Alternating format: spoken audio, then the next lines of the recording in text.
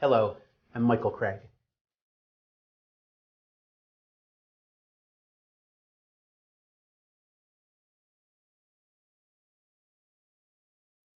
If you like fast-paced action, you'll love turbo tournaments. I play a lot of these events, and along the way, I've developed a few strategies, some of which may seem counterintuitive, that work particularly well in a turbo's fast structure. The success I've had in turbo tournaments has had a lot to do with gambling. In a tournament like a turbo, where you're automatically going to be short stacked at some point, you have to be able to gamble. So when people say to me, why are you so successful in turbos? I say, because I get into situations where I win my races. That said, knowing when to gamble is really the important thing, because some people will gamble needlessly, or they won't gamble when they're short and need to gamble. In today's lesson, here's what we're going to cover: the benefits of turbos, the types of skills that can make you money, and the types of skills you can acquire by playing turbos. Turbo structure, how you play differently based on the size of the blinds and antes. The role of patience, how even though it's a turbo and things move fast, there are times when you have to be patient. Being opportunistic, the times when you should not be patient. After the early levels, the period before the antes where you should start changing how you play. When the antes kick in, how turbo tournaments fundamentally change once the antes start. The turbo numbers game, understanding pot odds and how hands do against each other, and how other players' lack of understanding of those things can make you money.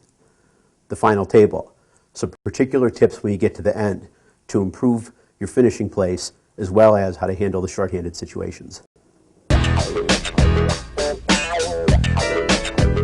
I was talking recently with a member of Team Full Tilt, and I told him how much I enjoyed playing turbo tournaments on the site, and he said, why? And I explained to him that there were two reasons that I really like turbos. The first is they're an excellent training tool.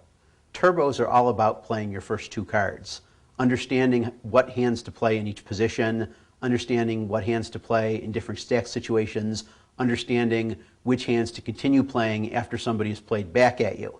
The second thing about turbo tournaments that I like is that they're a fun and profitable way to play poker online. A turbo tournament involves a much shorter investment of time. Especially for me, the Turbo Hundo starts at midnight on Full Tilt, and if I were starting a non-turbo tournament, I'd be looking at playing until 6 or 7 the next morning. I like the idea the turbo goes an hour and a half or 2.5 hours tops. I'm going to start by talking about the structure of a turbo tournament.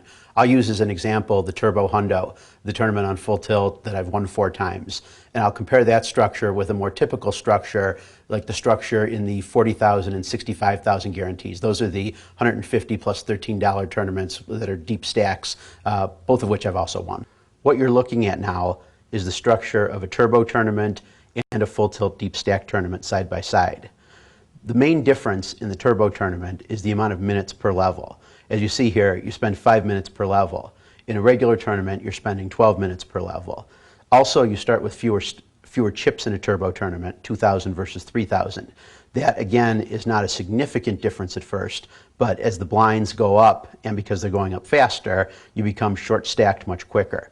For example, after 40 minutes in a turbo tournament, the blinds are 100 and 200.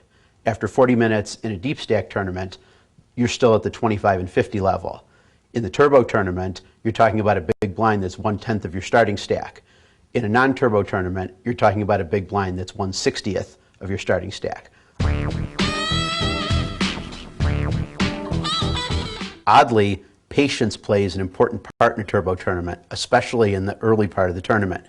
Because everybody's familiar with this concept that it becomes a pre-flop game, some people play that game too quickly.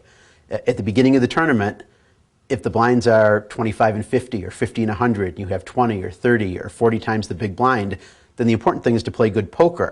There's no need to jump off the cliff just because it will eventually become a pre-flop game. A lot of people don't understand that and make mistakes. You can capitalize on them as well as making sure that you avoid those mistakes yourself. Here's an example of the kind of hand that you'll see early in a turbo tournament where players will make mistakes about patience.